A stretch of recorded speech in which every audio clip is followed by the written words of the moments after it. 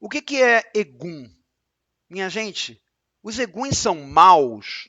Você já ouviu falar? A palavra Egum você já deve ter ouvido falar, mas você já ouviu falar na palavra dragões, espectros, magos negros, obsessores? Qual a diferença entre os dragões, espectros, magos negros e os obsessores?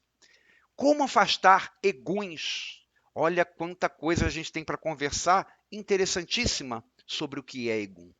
E para começar, eu quero explicar para você o que é a palavra Egum. A palavra Egum, ela vem da palavra Egungun, que significa osso. E aí por aí fica fácil de você entender que se a palavra significa osso, então ela tem a ver com mortos, tem a ver com desencarnados. Em outras palavras, a palavra Egum é sinônimo de desencarnado.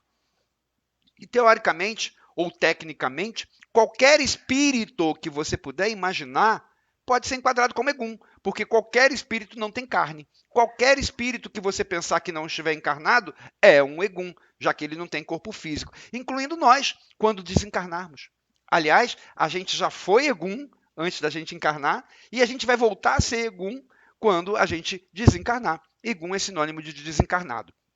Então, se todos nós já fomos eguns, se todos nós ainda vamos ser eguns outra vez, se todos os espíritos que nós pudermos imaginar, tecnicamente, também estão dentro dessa categoria, são eguns, então fica fácil da gente entender por aí que ser egum, por si só, não quer dizer que o espírito é bom ou que é mau. Existem muitos eguns muito bons, existem muitos eguns muito ignorantes. Muitos eguns muito atrasados. Não é o fato de ser egum que quer dizer que é um espírito mau ou que é um espírito bom. A faixa de evolução moral, de evolução da consciência dos espíritos desencarnados, ela é muito grande, ela é infinita. Então, ela vai desde aqueles mais atrasados que você puder imaginar, até aqueles muitíssimo luminosos. É que a gente está acostumado mais a usar a palavra egum para se referir a um obsessor, para se referir a um egum que esteja prejudicando alguém, um desencarnado que esteja prejudicando alguém. Mas não é assim. Na verdade, tecnicamente, já que a palavra egum significa osso, tecnicamente qualquer espírito seria um egum.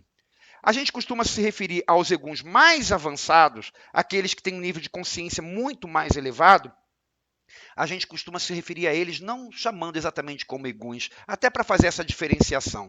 Então, esses espíritos mais adiantados, nós chamamos de mentores. E aí entra Emmanuel, por exemplo. Emmanuel é um egum, mas está naquela categoria de mentor. Joana de Ângeles, enfim, aqueles espíritos mais avançados que têm um nível de consciência muito maior. Opa, eu estou falando aqui de espíritos que têm consciência maior, que são mais evoluídos e que nós não chamamos de egum, apesar de serem, nós não chamamos de egum, nós chamamos de mentores. E aí vem a pergunta que você pode estar pensando: e os guias de Umbanda? Também são eguns? Olha só, minha gente, deixa eu fazer uma pequena diferenciação. Muita gente fala assim: olha, o caboclo que você está recebendo é egum, o preto velho que você está recebendo é egum. Não porque está associando mentalmente a figura do caboclo e do preto velho a um espírito, porque, como eu falei, todo espírito, na verdade, é egum. Mas sim porque está falando assim, é porque o caboclo foi um índio e agora aquele índio desencarnou e está baixando como caboclo. O preto velho foi um escravo e que desencarnou e agora baixa como preto velho. Eu quero tirar isso, tá? Por quê? Porque o caboclo nem sempre foi índio, o preto velho nem sempre foi escravo. Então esquece isso. Tecnicamente, como eu falei, qualquer espírito é egum, mas nós não nos referimos aos nossos guias de Umbanda como eguns, porque tem uma diferença. Os nossos guias de Umbanda, eles, apesar de serem espíritos e não terem corpo físico, eles são falangeiros dos nossos orixás. O que significa? Eles nos trazem vibrações dos nossos orixás. Os nossos orixás são forças irradiadas de Deus que atuam sobre a natureza. E sendo assim, dentro daquela força de Deus que irradia sobre nós e que atua sobre a natureza, tem energias da natureza. Então, os nossos guias que trabalham na Umbanda, eles são associados a essas forças da natureza. Eles mudam um pouquinho o padrão vibratório deles. Não é exatamente você receber um caboclo, não é exatamente a mesma coisa que você receber um mentor espiritual. as sensações são diferentes, as impressões que causam no momento da incorporação são diferentes. Por quê? Porque eles misturam consigo aquelas vibrações da natureza que eles estão representando. Então eu não quero confundir os nossos guias de Umbanda com o que a gente chama de Egum normalmente. Porque eles são mais do que isso. Eles não são simplesmente um espírito desencarnado, um espírito sem corpo. Eles são espíritos que trazem consigo energias da natureza. E é por isso que nós chamamos eles ou de falangeiros dos orixás, ou então de espíritos da natureza. Eu prefiro muito mais esse tipo de denominação do que falar que o nosso caboclo é Egum. Porque quando a gente fala Egum, a gente está assemelhando o nosso caboclo ou a um mentor espiritual, ou então a um Egum qualquer. E ele não é isso. Ele não está nem na faixa de um Egum qualquer e nem vibra energeticamente como um mentor, porque ele traz consigo energias da natureza. Então eu queria deixar isso claro. Os guias que baixam na Umbanda, por mais que outras pessoas, até que são de outra religião, falem, Egum, na Umbanda tem Egum. Para nós, na nossa linha doutrinária, nos nossos conceitos, no nosso entendimento, eu não gosto de falar que os nossos guias são eguns, apesar de serem espíritos e não terem corpo. Mas sim, eu acho que fica mais claro, fica mais definido se nós os chamarmos de espíritos da natureza. É uma outra coisa, ou simplesmente de falangeiros dos orixás. Então, minha gente, nós falamos aqui dos mentores, nós falamos dos guias de Umbanda, e todos esses são espíritos muito mais elevados do que a maioria de nós. Aliás, do que todos nós, né? São espíritos bem elevados. E aí, eu falei para você também que o range, a margem de consciência dentre os espíritos é muito ampla, tem espíritos muito elevados e muito atrasados. Como eu falei dos mais elevados, você deve estar pensando assim, os mais atrasados eu conheço. Aqueles espíritos bem atrasados, não precisa nem falar, porque eu sei que esses são aqueles obsessores. Eu já ouvi falar disso. Inclusive já me disseram que eu tenho um obsessor, que eu tenho um egum que fica me perturbando. Esses devem ser os piores espíritos. Não. Não são, não. Na verdade, os eguns mais atrasados, eles nem obsidiam ninguém. Eles não participam de processos obsessivos junto a fulano, junto a Beltrano. Porque esses espíritos mais atrasados são tão atrasados em termos de moral que o interesse deles não é prejudicar fulano ou Beltrano, o interesse deles é muito maior.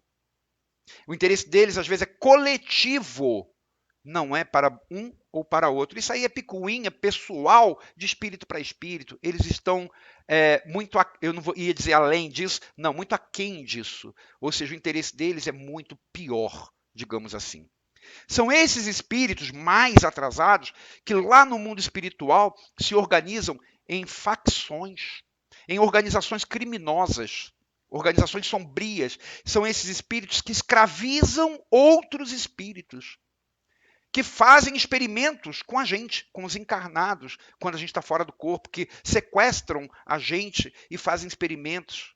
Eu já vi casos desses terríveis, de pessoas que toda noite elas eram sequestradas por esses espíritos para fazerem experimentos com o seu campo astral, com os seus fluidos vitais. Eu já vi coisas assim terríveis. São esses espíritos que desenvolvem aqueles aparelhos espirituais terríveis, que a gente chama de aparelhos parasitas, que são implantados nas mentes das pessoas para manipular a mente.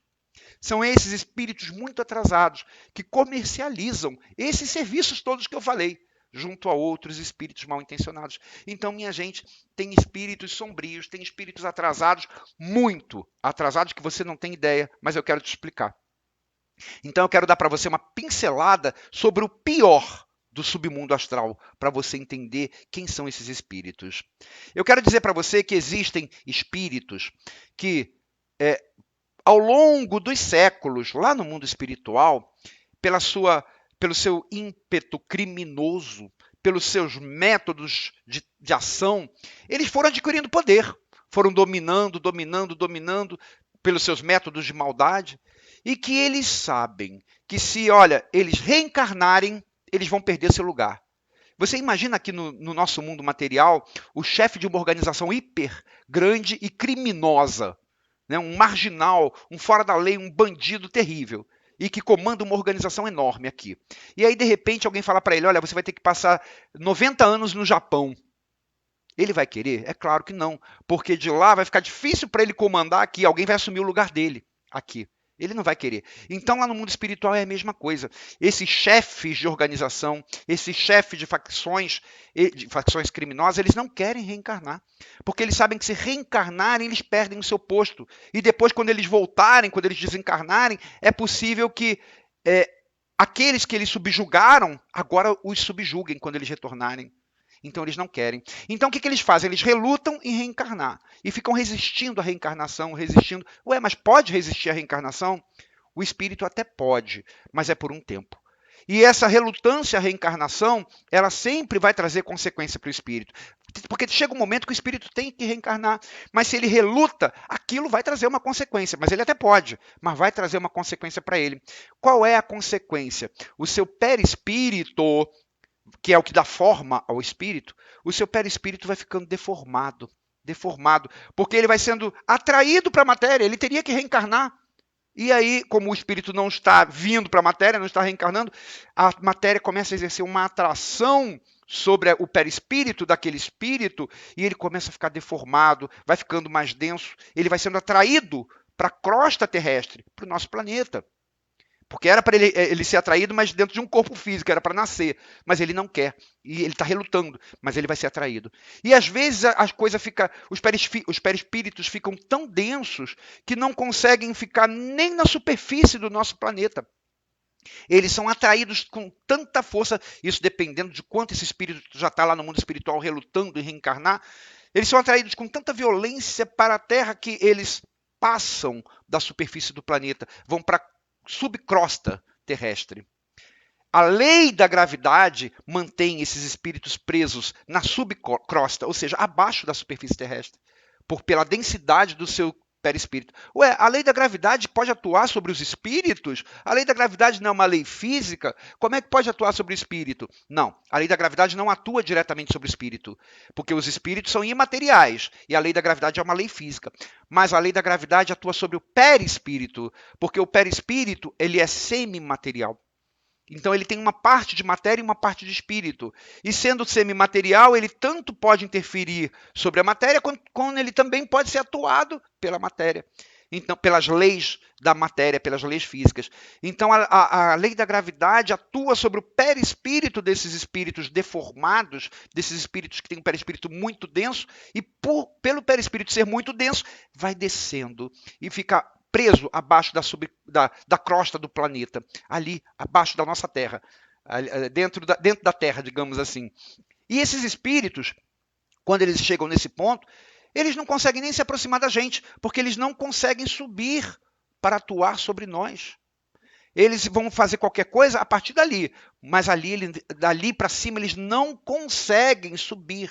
Então, eles não atuam diretamente sobre nós.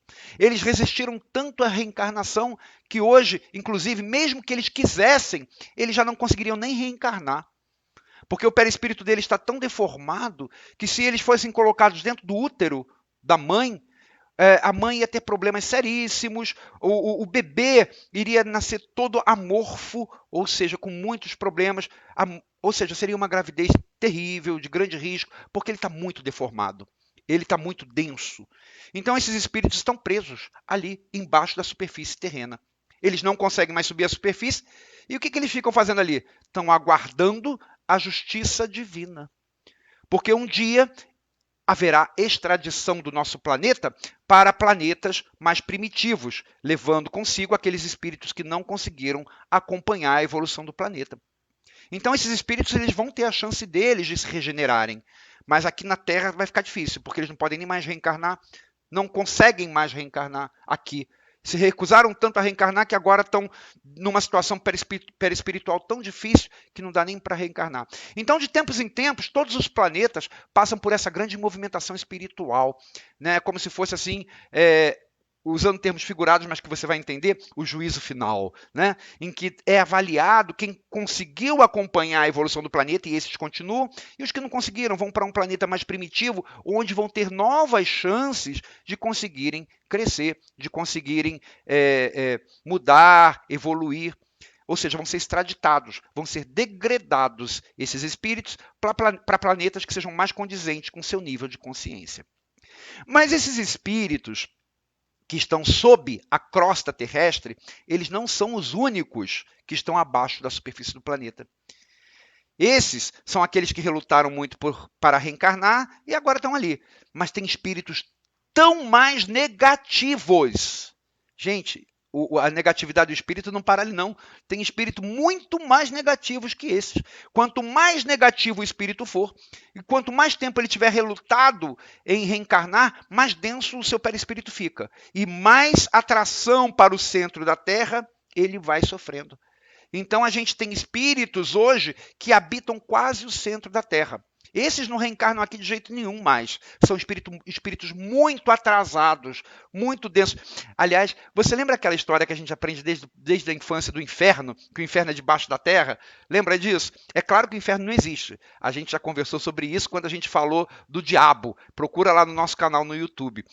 O inferno não existe. Mas quando a gente reencarna, a gente traz na nossa memória inconsciente o que a gente aprende no mundo espiritual. E aí, por isso, a gente aprende no mundo espiritual que espíritos muito densos, espíritos muito atrasados estão lá dentro da Terra. E aí, quando a gente reencarna, a gente traz isso, mas não entende direito, aí inventa essa história do inferno.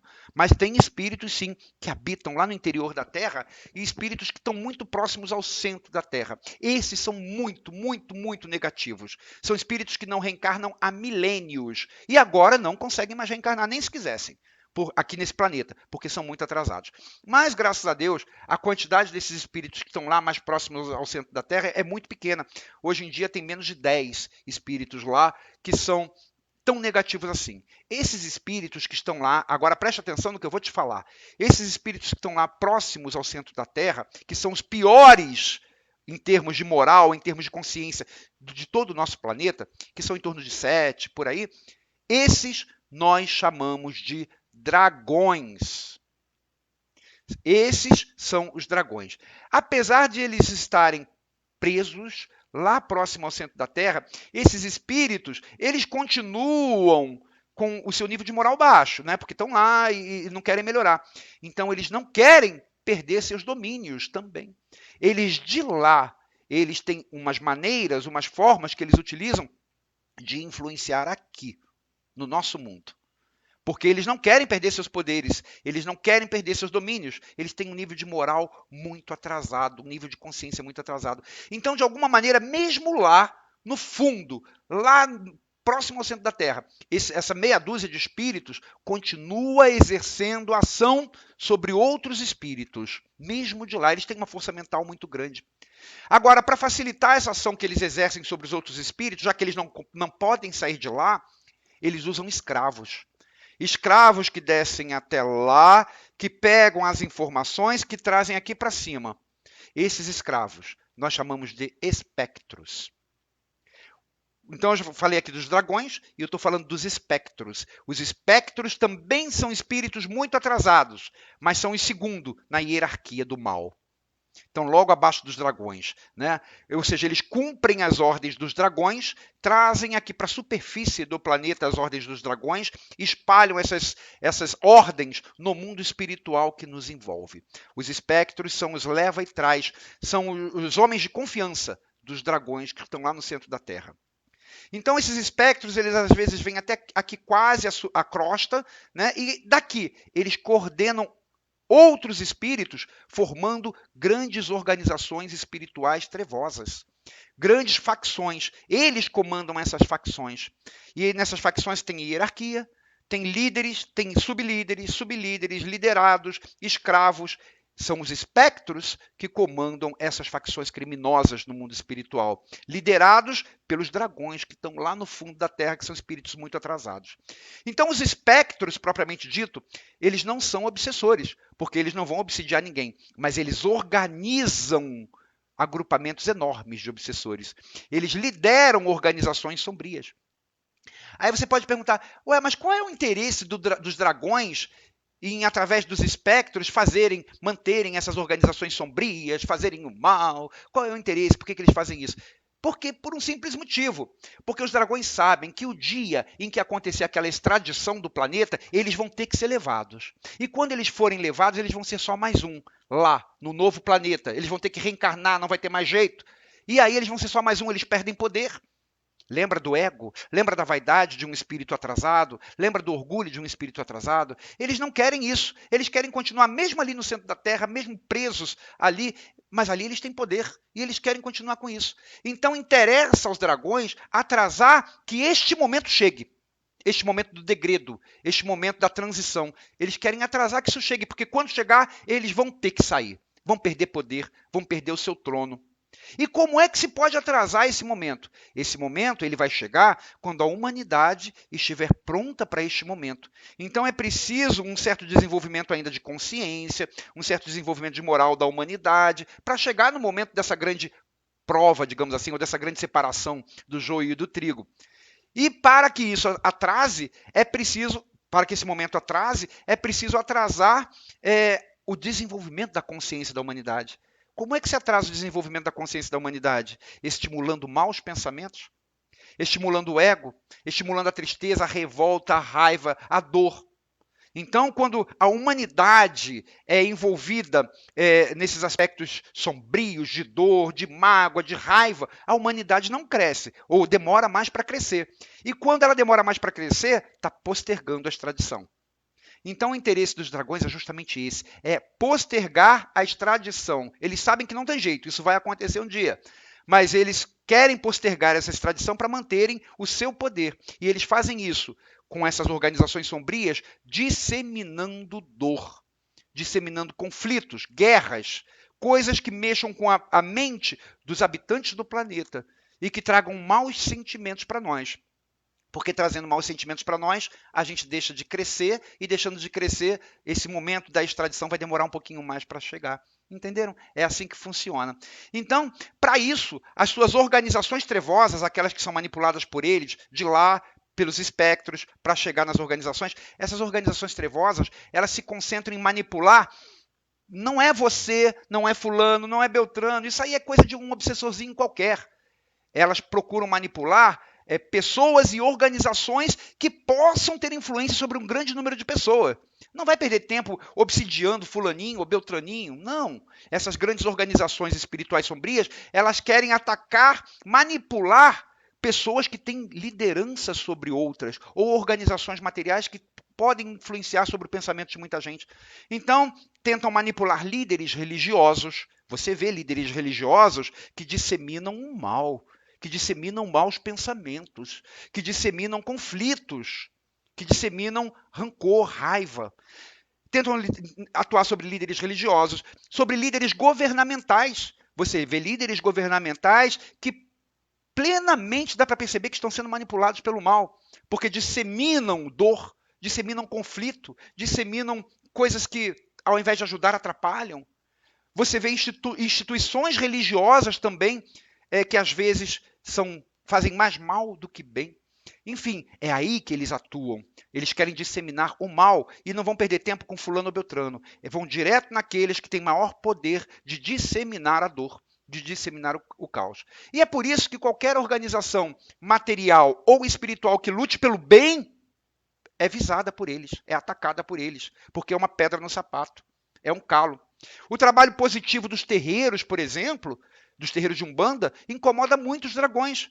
Porque nos terreiros de Umbanda a gente faz isso como o que eu estou fazendo com você, que é alertar, que é instruir, que é trazer a consciência, o entendimento do que eles estão fazendo, do que eles estão tentando fazer. Além disso, nos terreiros de Umbanda, nós desfazemos trabalhos que causam mal para as pessoas. E se nós tiramos a dor das pessoas, nós ajudamos elas a crescerem, a desenvolverem bons sentimentos. Então a gente está atrapalhando aquela história de atrasar a extradição. Então os terreiros de Umbanda são muito visados por esses espíritos dessas organizações sombrias. Mas não são só esses que eu falei. Não existe só dragão e espectro.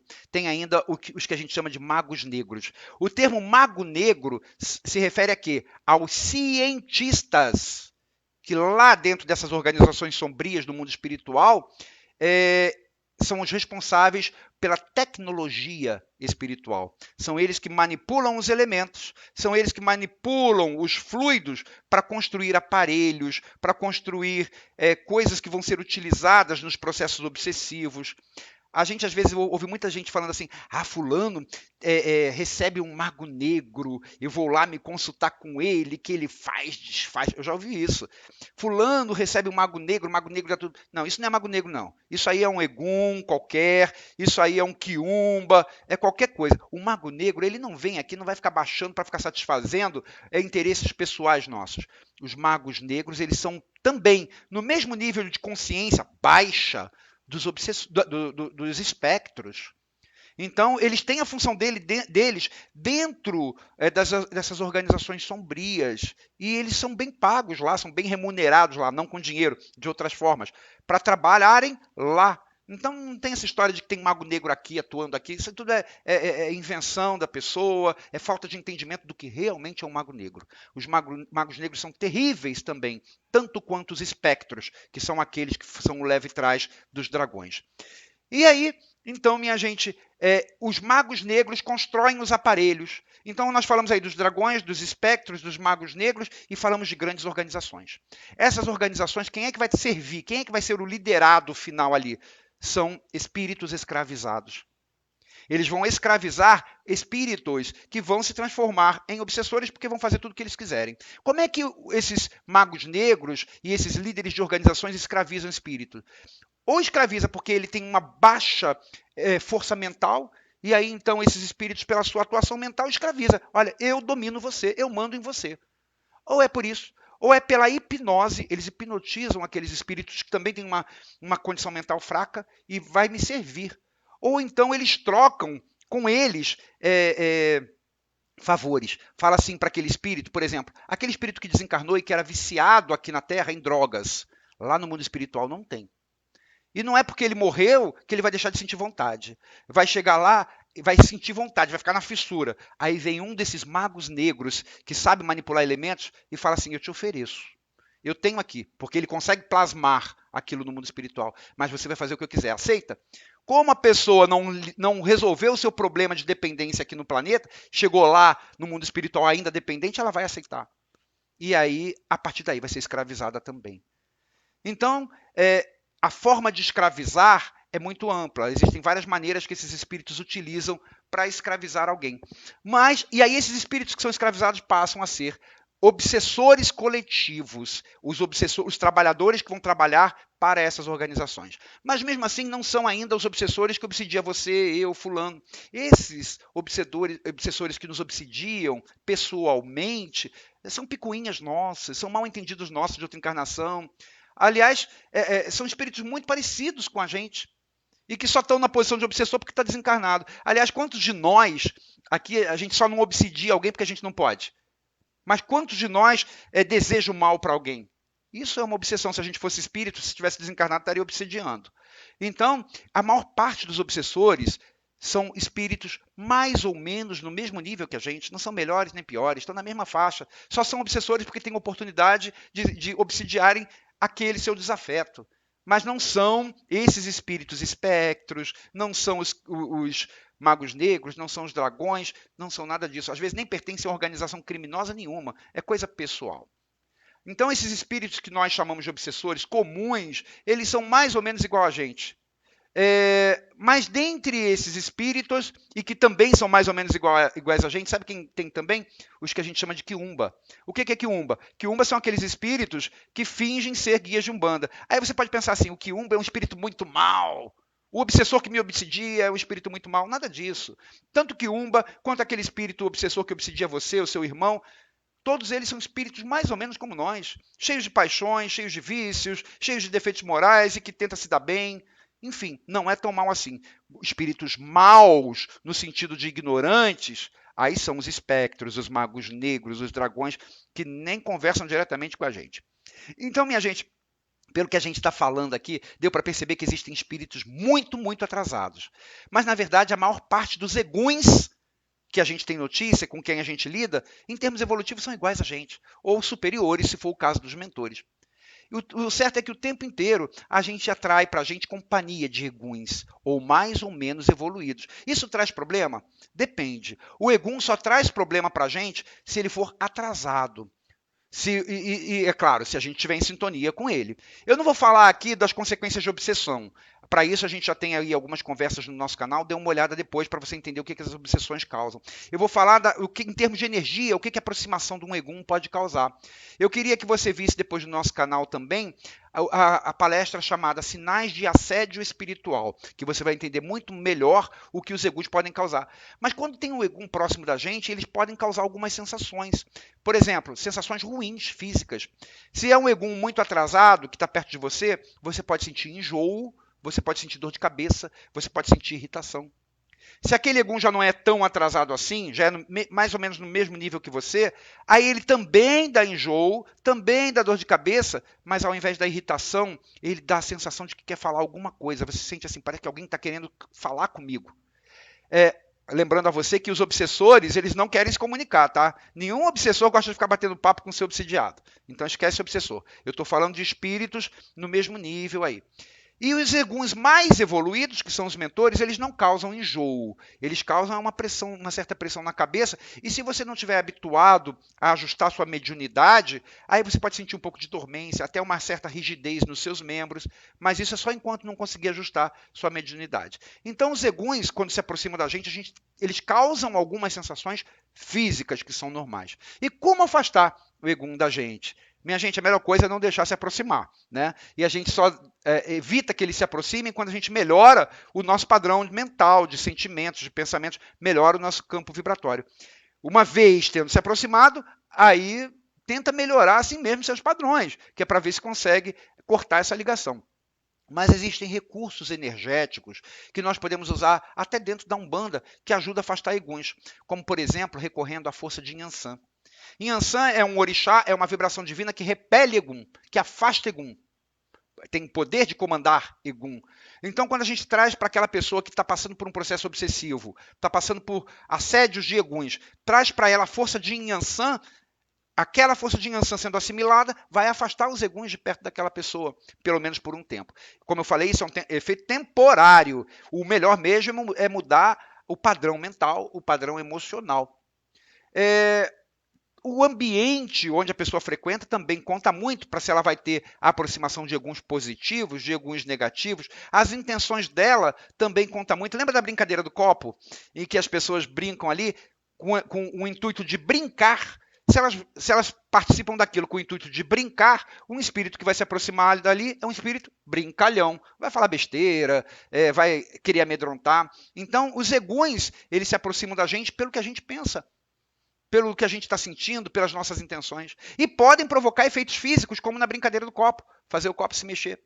Aliás, a própria comunicação lá no início, que começou a chamar a atenção de Kardec, foi isso. Foram as mesas que mexiam, lá no século XIX, as mesas que mexiam. Isso é um efeito físico.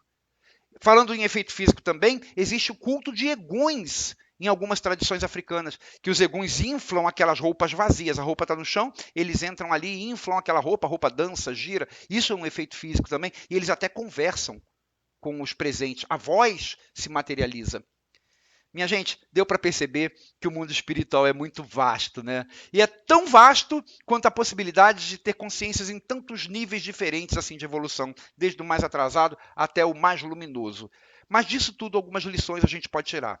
A primeira, nenhum de nós, nem você, nem eu, nem ninguém, é tão importante a ponto de ser obsidiado por um espírito muito poderoso. A gente tem a mania, às vezes, de pensar assim, não, o espírito que me obsidia é um espírito terrível. Não é não, ele é igualzinho a você, igualzinho a mim, está mais ou menos no mesmo nível. Nenhum de nós merece, entre aspas, ser obsidiado por um espírito tão poderoso como um dragão, como um espectro. A gente não oferece esse risco para eles, não oferece... A gente não é ameaça para eles, então eles não vão nos obsidiar.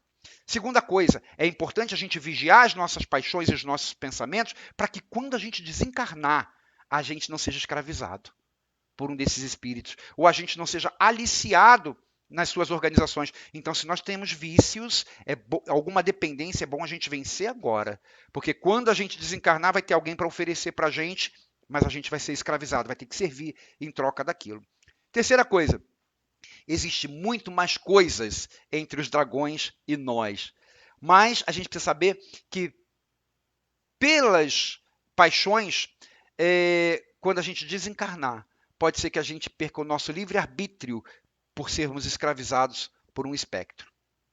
E para finalizar tudo isso, a mensagem positiva. A gente falou aqui de espíritos tão sombrios, tão atrasados, a gente fala de espíritos tão luminosos. Então, para finalizar, a mensagem positiva é que, mesmo aquele dragão, mesmo aqueles espíritos mais atrasados, todos nós um dia seremos anjos, porque Deus nos dá oportunidades infinitas da gente se regenerar, da gente crescer, da gente modificar. A gente tem que olhar para esses espíritos não com raiva, a gente tem que olhar para eles com piedade.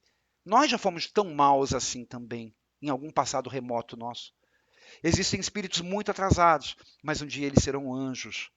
É com este olhar de piedade, é com este olhar de compaixão, é com este olhar de entendimento dos limites deles que eu quero encerrar a nossa conversa. Que Deus abençoe a cada espírito atrasado, para que ele, o mais rápido possível, se regenere, reconheça seus erros, reencontre o caminho do bem.